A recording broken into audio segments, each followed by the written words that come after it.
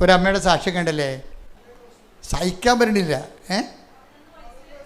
11 വയസ്സുള്ള മകൻ മരിച്ചു.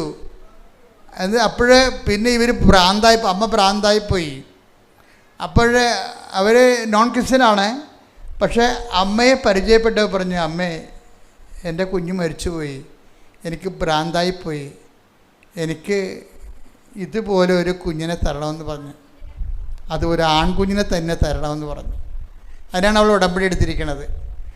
അപ്പോൾ അവൾക്ക് അങ്ങനെ കിടക്കാൻ കാര്യം, അവൾ ഉടനെ അമ്മ ഒരു ഓപ്പറേഷൻ കാണിച്ചു കൊടുത്ത് മനസ്സിൽ. ഇപ്പോൾ ഭർത്താവിനോട് പറഞ്ഞു, എടോ അവരെന്തോ വാസക്ടമിയോ ട്യൂബക്ടമിയോ ചെയ്തിരിക്കുന്ന ആൾക്കാരാണെന്ന് തോന്നുന്നു, ഇപ്പോൾ നമ്മളൊരു ഓപ്പറേഷൻ ചെയ്യണം, നമുക്കിനിയൊരു കുഞ്ഞിനെ തരുമെന്ന് അമ്മ പറഞ്ഞെന്ന് പറഞ്ഞു. അയാൾക്ക് അമ്മയിലൊന്നും വിശ്വാസമില്ല. പക്ഷെ ഭാര്യനെ വിശ്വാസമുള്ളതുകൊണ്ട്, ഭാര്യയെ സ്നേഹമുള്ളതുകൊണ്ട്, അവരുടെ സങ്കടം ഇങ്ങനെ ഇരിക്കണതുകൊണ്ട് പറഞ്ഞു, ശരി നമുക്കത് അഴിച്ച് രണ്ടാമത് ചെയ്യാമെന്ന് പറഞ്ഞു.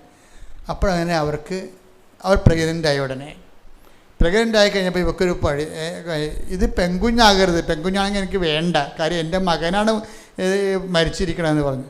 അപ്പോൾ അമ്മ അവന് അതുപോലൊരു മകനെ തന്നെ തിരിച്ചു കൊടുത്ത്.